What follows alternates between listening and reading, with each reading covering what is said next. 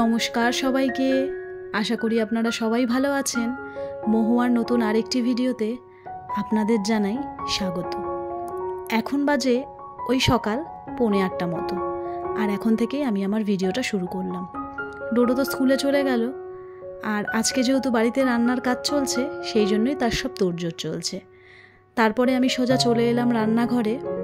আগের দিন মেজে রাখা যে বাসনগুলো সেগুলো আগে চটপট গুছিয়ে জায়গায় রেখে দেব, তারপর শুরু করব বাদবাকি কাজ। প্রায় এক সপ্তাহ পর আবার আপনাদের সাথে ডেলি ব্লগ শেয়ার করছি। ওই যে ঘুরতে গিয়েছিলাম সেই জন্য আর ব্লগিংটা কন্টিনিউ করা হয়নি।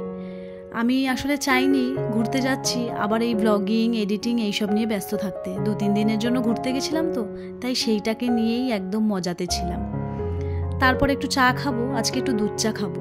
যেদিনকে দুধ চা বানাই সেদিনকে মনে হয় বাড়িতে যেন কি বিশাল একটা অনুষ্ঠান।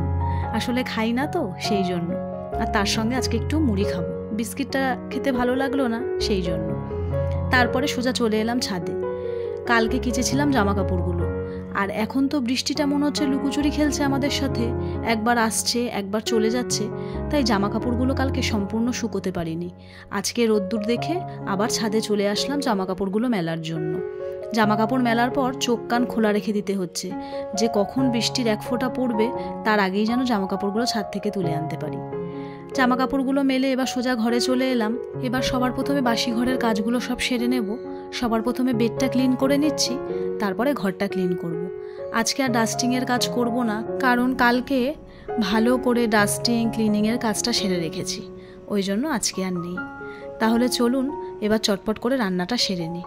আজকে বানাবো খিচুড়ি। ডোডো অনেক দিন ধরেই বলছিল যে মাম্মাম একটু খিচুড়ি খেতে ইচ্ছা করছে, তাই ভাবলাম আজকে মঙ্গলবার, তাই নিরামিষ একটু খিচুড়ি বানাই।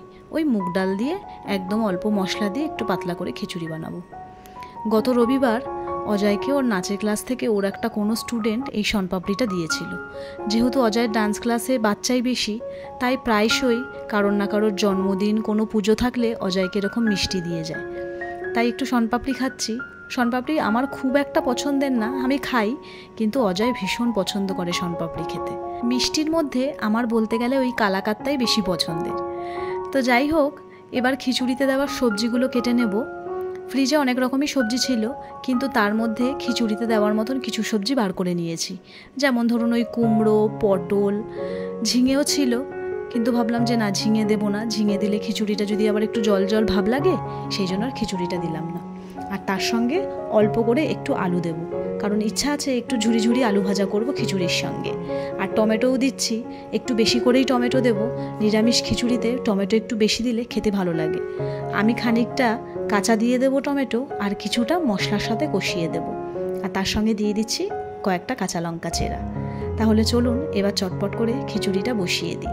সুপর্ণা বায়ন ব্লগ আমার একটা ভিডিওতে কমেন্ট করেছে, তোমার অনেক ভিডিও দেখলাম, খুব ভালো লাগলো।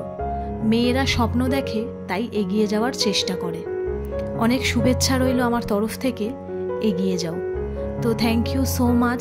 তোমার এই কমেন্টটা পড়ে আমার মন সত্যি আনন্দে ভরে গেছে। এইভাবেই পাশে থেকো, আর এইভাবে আমার ভিডিওকে ভালোবেসো।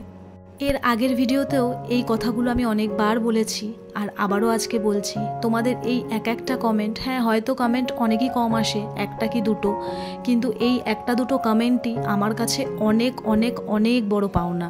তোমরা এইভাবেই আমাকে কমেন্ট করো, আর এইভাবেই আমার পাশে থেকো।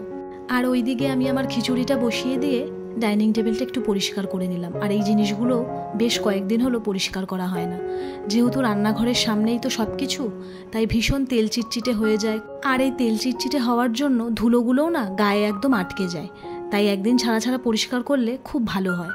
আর জানেন তো, আমি যখনই রান্না করি তখনই আমার বেডরুমের যে দরজাটা আছে সেটাকে আমি বন্ধ করে দিই, তাহলে নোংরাটা একটু ঘরে কম যায়, তেলটাও কম যায়, নোংরাটাও কম ধরে।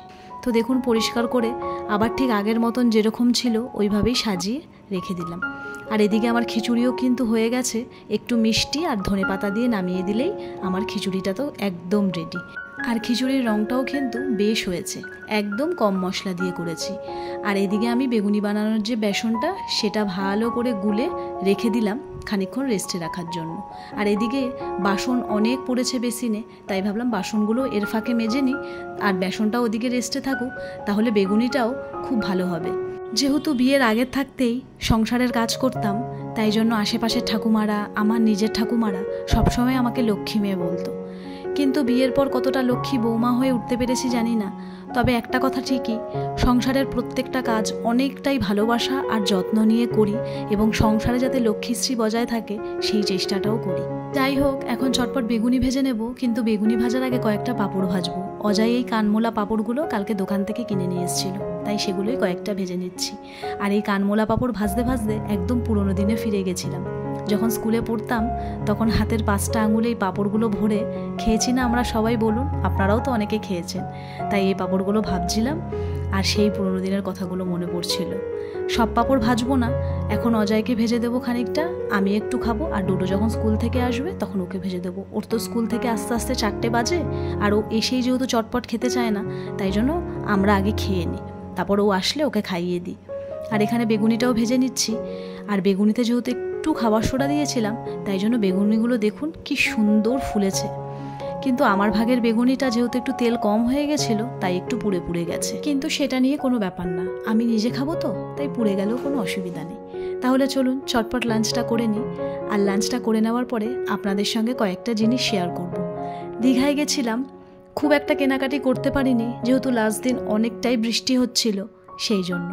তো ওই 5-6টা মতো জিনিস কেনাকাটি করেছি। তার মধ্যে হলো এই একটা আমার মায়ের ব্যাগ, খুব সুন্দর হয়েছে ব্যাগটা, একটু বড় টাইপের নিয়েছে। আর আমিও একটা মায়ের মতন এরম ব্যাগ নিয়েছি।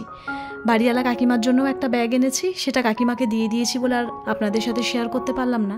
আর আমার শাশুড়ি মায়ের জন্য নিয়ে এসেছি কয়েকটা খাবার, কারণ আমার শাশুড়ি মা এই সমস্ত জিনিস ব্যবহার করে না। তো ব্যাগটা খুবই সুন্দর।